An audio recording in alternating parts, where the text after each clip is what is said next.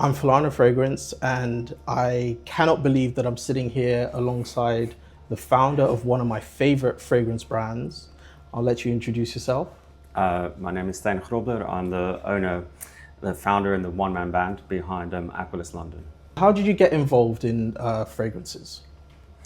I started in the fragrance industry in 2008. I actually started as an agency worker in the Harrods Blackhall whilst I was doing a master's degree in business economics. And so that was very much the start of it, and that was 17 years ago.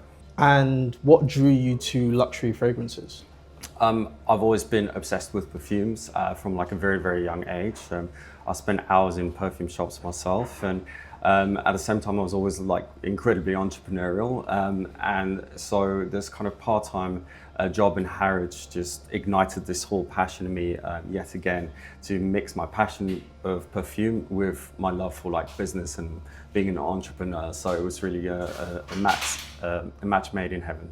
So, do you personally have a signature or favorite fragrance? I struggle really to keep to one perfume because I love all perfumes so much, and I can't choose between my children, you know.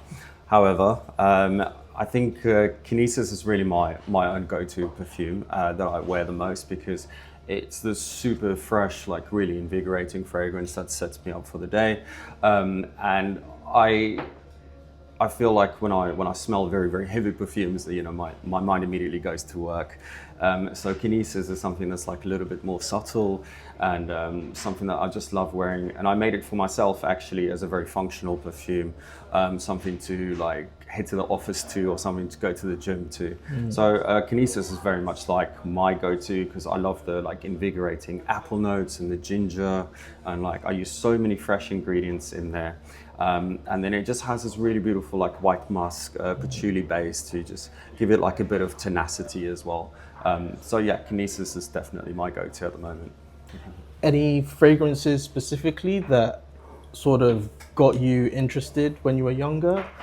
I guess my first scent memory was actually my dad who bought my mum like a L'air de Temps by Nina Ricci when I was like 8 years old. And even though I wasn't like, I didn't particularly love this perfume, but I loved the packaging and the doves, little doves on top of the bottle, and I used to remember always going back to it. So that was kind of my first introduction to perfume, and little did my dad know that it's going to be quite a kind of defining moment in my life. But then from there, I've always kind of, I'm the youngest of four, so I kind of always took my older siblings' perfumes and wore my brother's fragrances, my sister's fragrances, and made my way through all of the old Calvin Kleins and the Davidoff Coolwater and Sculpture and all of those kind of big perfumes of the 90s. So I guess they all influenced me in a big way just to really love perfume right from a very young age. So let's talk about the brand Aqualis. When did you start the brand, and what was sort of your inspiration behind starting the brand? I started Aqualis in 2015, so quite a long time ago. You know, I've seen like thousands of reactions to fragrances, and because I've worked with so many companies, I really wanted to start a company that's got like the quality at the heart of it, but also the consumer. So Aqualis itself is Aqua and Aqualis put together, and they really form the two foundations of everything that I do. So Aqua refers to using the best quality raw materials. So this is the quality side that I wanted to incorporate into the brand. And Qualis is Latin for our own subjective conscious experience. So it's how does something make you feel? You know, it's like, what's your own perception of the world?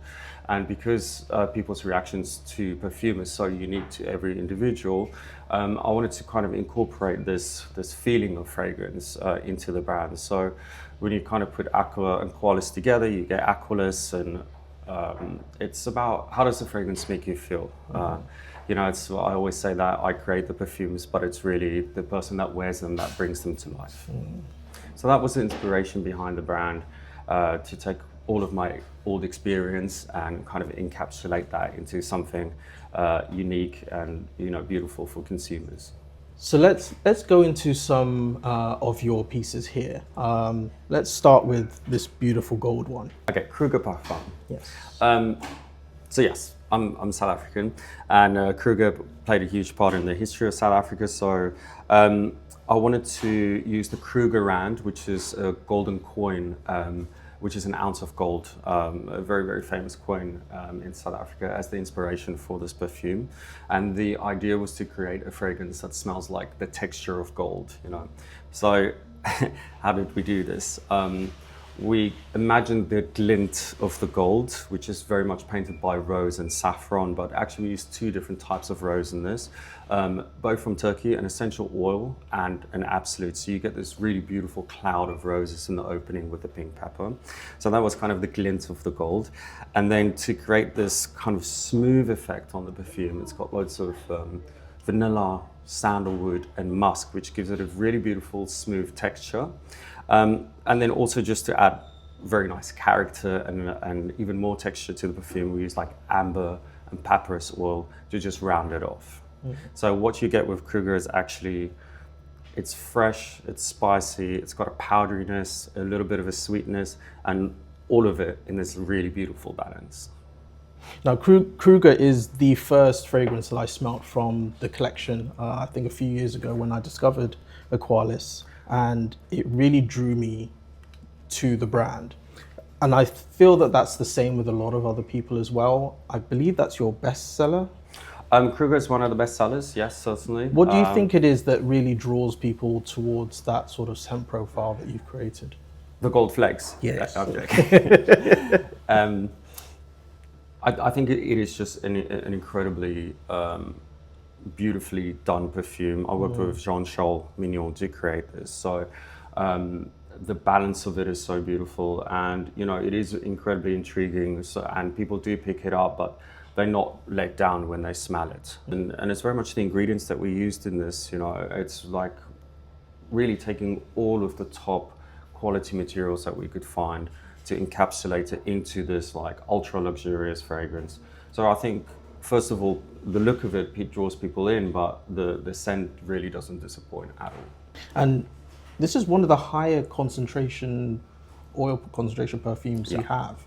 Why did you go with such a high oil concentration for this, as opposed to others? I think there's like 30 or so. So I think, well, initially when the brand launched, we only did pure perfumes, so I only did pure perfumes. So everything was at 30%, and it was this idea of encapsulating the aqua part of the brand into it. But because of the notes used in this, because of the base notes, you know, we could really whack this up to 30%. And even though it's a very, very high concentration, it still has a very beautiful soft sillage because of the balance of the perfume. So it's high in concentration, but it's not overpowering at the same time, which makes it like such a unique perfume. Yeah. When I do fragrance consultations, I always bring people to smell Kruger because it is incredible. So if you haven't already, definitely give Kruger a try. So next, let's look at Igoli. Okay. Igoli is a Zulu word, it means place of gold. It is what Johannesburg is referred to in slang in South Africa. Johannesburg is of course very famous for gold mining. And so I had the idea for the city of gold, as it's called, to use oud, liquid gold, as the main ingredient in this perfume.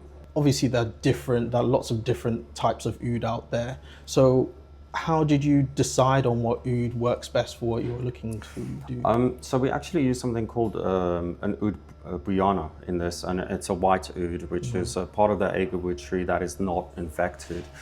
So it's actually a much lighter oud, because I wanted to create an oud perfume that's very wearable, that's kind of Western and contemporary in its way.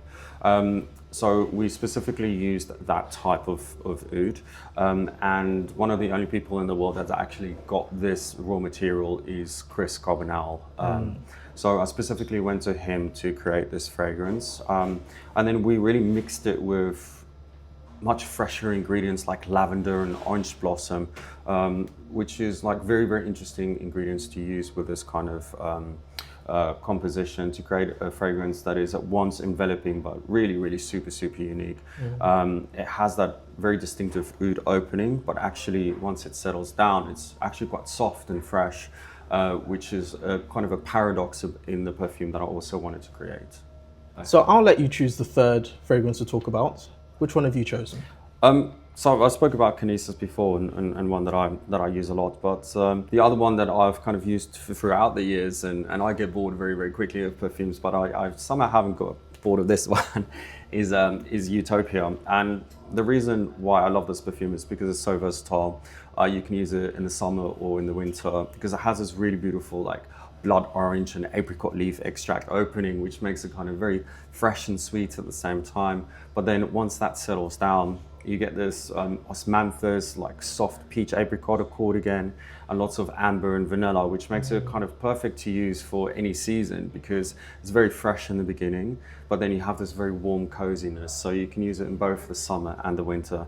So apart from Kinesis, I would say this is definitely like my go-to perfume that I can wear every day in any time of the year. I've been noticing your bottles and they are absolutely magnificent. Can you walk me through sort of your inspiration behind creating them? And how long have you got?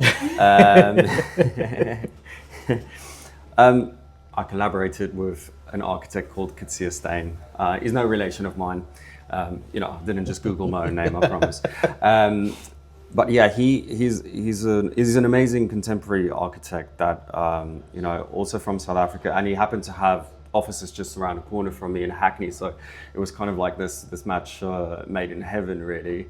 And he designed like a lot of really beautiful buildings in South Africa. So it was kind of crazy that when I started researching him, he was just around the corner from me. So Katsia and I, we set out to create like something which is a sculpture, something which is very iconic to the brand, okay? And so we did a lot of research, particularly around, how liquids were stored in sub-Saharan Africa, because we kind of wanted to have like an ode to this history behind the liquids being stored.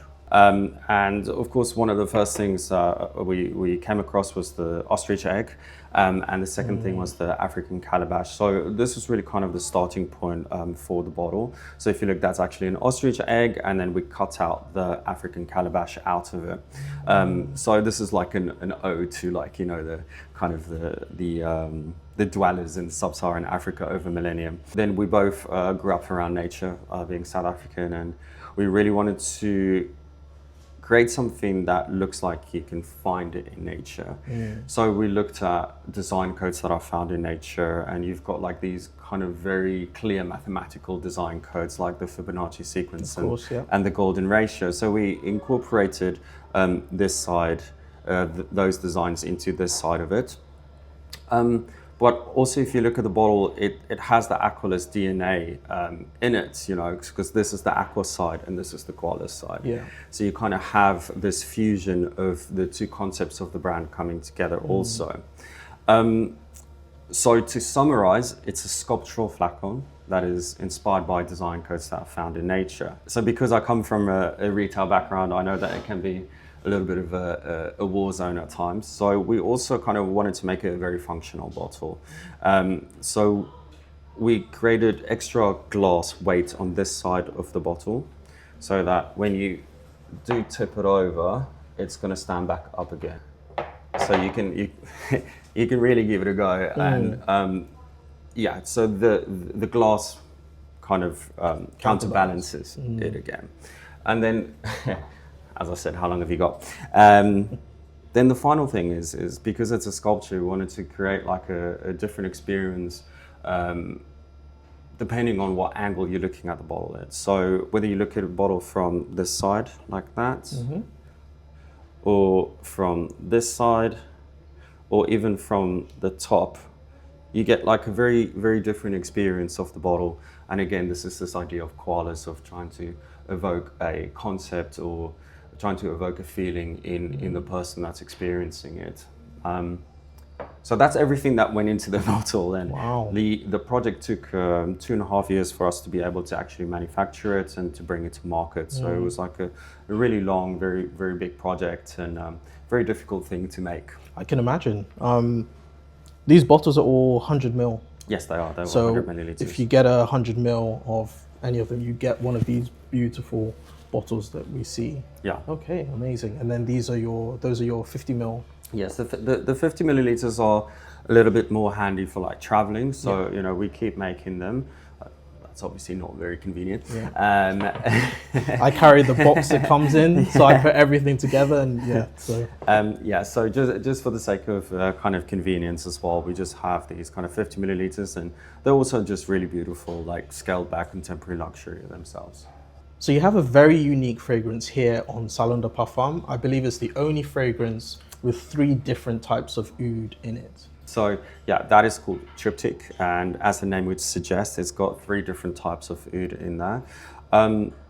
They are 3 different types of oud from Thailand, Laos, and Cambodia. It's an aged oud, and you know, this is actually the Harrods exclusive. So when we create something for Harrods, and particularly the Salon de Parfum, you know, I wanted to create something that's so sort of iconic to this floor, and that is something that's just got unmatched quality. So that's why we decided to do something like this, to create the 3 different types of oud, but it also has this beautiful Thai rose from Saudi Arabia in it, and that's kind of the original Rose Damasceno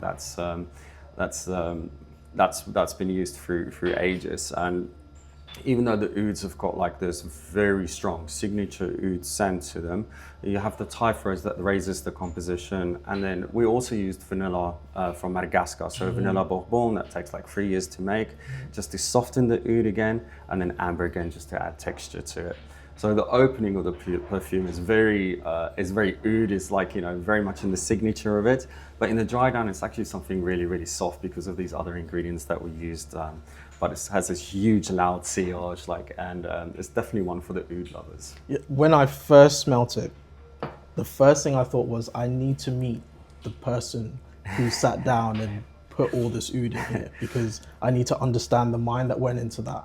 And I use it now as more of a litmus test for where my nose is in terms of maturity along the olfactory journey. Okay, nice. So when I'm introducing people to different fragrances, again, I stop them to check out triptych, because it will give them a shock of so much oud, but it will give them an appreciation of what oud really is, the different types, and along the journey they might, you know, experience it differently. I think in the industry, oud is a term that's very loosely used, and you know, so a lot of the time people don't actually know what real oud smells like. You know, because I mean, oud is used in everything from links to, like, you know, designer fragrances this nowadays. So, but triptych has got the real thing in it, and you know, if you really want to try the signature of oud, that's definitely a perfume to try.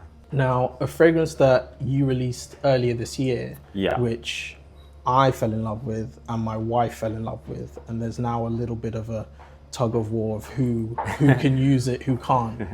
But let's talk about Mother of Pearl. Okay. So talk to me about what went into creating that fragrance and why it's just so addictive. Mother of Pearl took, I believe it was like 2.5 years to create, actually, and I guess what many people don't know is that the backstory to this is it actually started as a wedding gift to my friend. Okay. So I created a bespoke fragrance for her wedding, and the wedding was in Thailand. Now she's actually from Singapore, and so she has like these vivid memories of like gardenia and like super rain with like patchouli in the background, and so initially I incorporated all of, like, you know, who she is into the fragrance, and you know, gave her the bespoke fragrance for her wedding. But then from there, because the wedding was in Thailand, you know, we were eating these mangoes and the passion fruits and the coconut rice and you know, all of these very, very tropical things. So I got the idea to really encapsulate her wedding, but like who she is, but then also all our entire friendship group and our experiences from the wedding into the fragrance. Now, because she's from Singapore, I wanted it to be a celebration of the finest pearls in the world, and so that's why it's called Mother of Pearl as well. And also we're kind of playing along with the fact that the bottle looks like a shell. So this is the whole backstory to it, but in reality, Mother of Pearl is just such a beautiful tropical burst with all of these fruity notes, but then it calms down and it goes into like a jasmine gardenia heart, and then even later on it goes into musk, vanilla, sandalwood, and it's the amber note that really endures in this perfume. So I think it's one of the perfumes that I really wanted to take the wearer on a massive journey, and that's really what took so long, is to get all of this journey like completely correct. Are there any upcoming releases, any exciting news coming up soon to talk about? This counter has been a big project, so this is exciting news enough. I'm always working on new perfumes, but for the time being, we're not actually releasing anything new until September next year. Okay. I'm in the process of working on something very big, and it's going to take a really long time to do so. And we've only got 10 perfumes, and the brand's been going for 10 years. So we're very meticulous in what we bring to market. So yeah, the next big launch is not going to be until September next year. You say you only have 10 perfumes, but that's 10 very distinctive perfumes to add to sort of your wardrobe of perfumes. So how do you decide what sort of scent profiles to explore, what notes you want to work with? I think I very much I look at the portfolio and kind of have a think about what's missing, really, in many ways. So that could be one starting point, and another starting point is just I have an idea that I want to like bring to the market, and so it kind of varies really. Either it's kind of very much ingredients based, or it's very much conceptually based, and the two have to come together to create the fragrance, of course. Thank you so much, Steyn, for giving me your time. Please, when can they find Aqualis and get in touch and explore the brand as well? Well, our flagship is very much in the Salon de Parfums on the 6th floor in Harrods, and of course our website's aqualislondon.com, and yeah, you can get in touch with us there. Awesome. Thank you so much. Thank you. Catch you in the next one.